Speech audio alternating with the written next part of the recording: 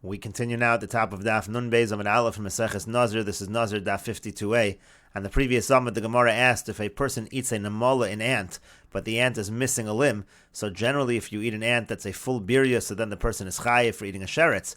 But let's say the person eats it, it's missing a limb. What is the halacha? And the Gemara says, Amar Rav Yehuda midiscart, or Rav Yehuda midiscart, it says, Tashma, come in here the following proof. The pasuk says, Bohem of them. This is talking about not the chiyuv for eating a sheretz, but it's talking about the tumah from shratzim. So yachol bekulan, I might think that the tumah only happens if the animals are whole, if the shratzim are whole. Talmud lomer mehem, it says from them, it doesn't have to be the entire animal. And so the Gemara says, mehem, if it's from them, yachol miksasan, I might think even the smallest amount from the sheretz creates the tumah. The Gemara says, Talmud lomer bohem, but the pasuk says no, bohem, so it sounds like it needs to be whole. Haketzad, how so? At shiga b'miksasan shehuka kulan. The person has to touch an amount that is considered like an entire thing. V'shiro chachamim b'chadash, and the chachamim measured that the amount is the amount of a lentil, meaning that much of a sheretz is going to convey tumah. Shekein hachomet chilas briaso b'chadash, because one of the shratzim is a chomet, and the chomet, when it's created at the beginning of its creation, it's the size of a lentil, and so therefore that's the shear. And the Gemara says shma minos shiura gemirila. Now you see from this that really when we talk about a full birya, it really is a shear, and therefore by a namola, by an ant as well, if it's missing a limb, that wouldn't be considered the full shear of the birya.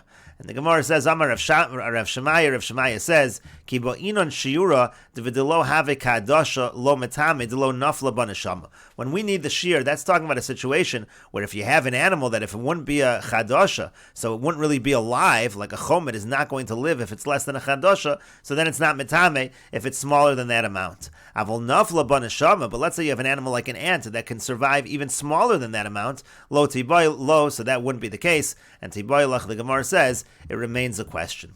Rashi explains, Amar Rav Yehuda midiskarta tashma ela hatzameim lochem b'chol asheretz kol hanogea behem b'mosam v'gomer. Again, the pasuk is talking about the tumah from shratzim. Ibohem yachol b'kulam d'chinaga b'chulam yehetame. Again, I might think the entire sheretz avalo b'mixas or not. If it's part of the sheretz, Talmud lomer b'chol ashayibol olam mehem b'mosam v'chulu. Again, it says that even if it's part of it, but it has to be a part that's like the whole. V'shiro chachamim shemaga adasha yitmashu kadasha shashava kakula. What's the amount? The shear is going to be a lentil, because an adasha, lentil amount is considered kakulo, like an entire. Shekein ha-chomet v'chulo, and that's what we find by the chomet. And the point of the Gemara is umidakaboy shir beria kadasha, from the fact that we need a certain shear of a lentil based on beria, based on the entire creature. Shma mina shiura de beria kula beinan. So you see that when you do need a creature, you need the whole creature. V'chasra shiur, if it's missing a little of that shear, nafkala mechlal tumas, it's no longer tamei. V'adin linyan achila. We can apply the same when it comes to the question on the previous amud in terms of achila. In other words, the idea of beria is not simply that it's a living creature. You see from here that beria is a shear, and if it's missing a little bit from the beria, it's not considered to be the full shear. And then the Gemara said, no, Amar Rav Shemaya ki bo'inan shiur. Rav Shemaya said, no, when do we require a shear? The beria b'midi dechol briyaso b'chadasha. That's talking about something where the creation was b'chadasha, the size of a lentil. Aval gabe nemola, however, when it comes to an ant, b'pachos michadasha have a neshama. Even smaller than a lentil, it actually has a neshama. It's actually alive. Tashlei manami lo have a kula kadasha. The point of the Gemara is that even if you have an ant that is whole, it's not going to be the size of a lentil. So when it's a beria and it's alive, even smaller than that amount, so then lo ba'inan shiur. It could be that at a creature that's that small, so then you don't require the shear. V'akati tiboilach, and therefore the Gemara said it still really is a question when it comes to a nemola. And the Gemara continues at the two dots. The Mishnah said, Hashedra v'hagolgolas, if the Nazir becomes tamei through the spine or through the skull, so that is going to convey tumah, and the Nazir has to shave. The Gemara says, Iboilu, they had the following question. Shedra vigilgolas tanan odilma o shedra ogilgolas. What does the Mishnah mean? Does it mean that you have to have the spine and the skull together, and that's what conveys the tumah? Or does it mean the spine or the skull? They don't both need to be together. Either the spine or the skull conveys the tumah. Amar Rava says, Tashma, come here, the following proof. Brisa says, Shedra shegired rov ilin shabo. Let's say you have a spine, and the majority of the ribs are taken away. They're removed from the spine to hora, so it's pure. Over kever. Now, if that spine is in a grave, afilu mishuberes or meforekes, even if it's broken or it's disassembled, tameyim imneha kever, then it's tamei, because it's all considered one. It's all considered united through the grave. And so the Gemara says, Taima mishum de gired. The reason over here is that the ribs are removed. Halo gired tame. But if the ribs were not removed, apparently the shedra alone is tame. Shmami no shedra golgolas katani. You see from here, it's either the spine or the skull. You don't need to have them both together.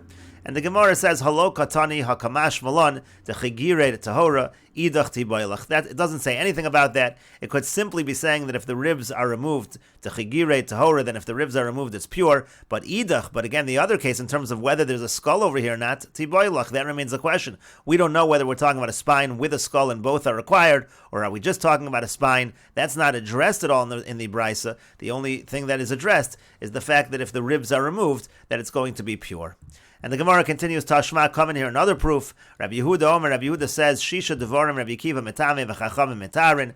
There are 6 things that Rabbi Akiva said are tameh, and the chachamim said are tahar. V'chazerbo Rabbi Akiva, and Rabbi Akiva ended up retracting.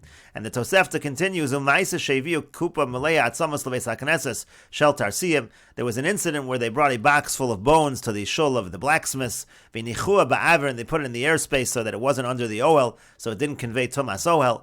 V'nechnas todos harofe v'chol harofe imo, and Todos, the doctor, and all the doctors entered with him. V'yamru, and they said, they evaluated the box, and they said, Ein kan shedra mi meis echad. You don't have his spine over here from one mace, and so therefore they were saying there's no tumah. And so the Gemara says, Taima deleka shedra de mechada. So the reason why there's no tumah is because you don't have a spine from one body.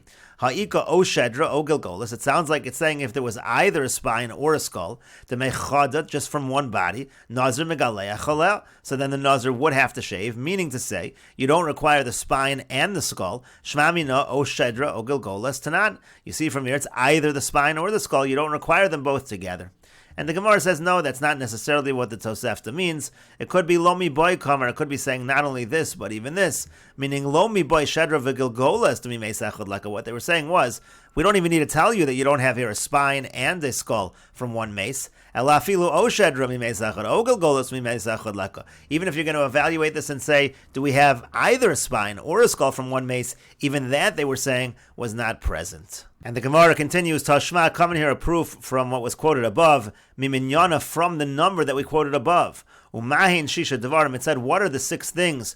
Rabbi Akiva metame v'chachamim metarin, where the chachamim say, where the Rabbi Akiva says it's tameh, and the chachamim say tar. The 6 items are as follows: Al aver min hameis shaba mishnei mesim. Let's say you have a limb from a dead body, but it comes combined from 2 bodies. V'al aver min hachai shaba mishnei bnei adam. Or let's say you have a limb from living people, and again it comes combined from 2 individuals, not from 1. V'al chatzi kav atzamos shaba mishnei mesim. Or let's say half a kav of bones that comes combined from 2 corpses. V'al revias dam haba mishnayim. Or let's say a revius, a quarter of a lug of blood that comes from two. V'aletzim kisaora shenechlak l'shnayim. Or let's say it's a bone the size of a barley and it's split in 2. V'hashidra v'hagilgolas, and the spine and the skull. And we will continue with this discussion in the next video on Daf Nun Beis Amud Beis.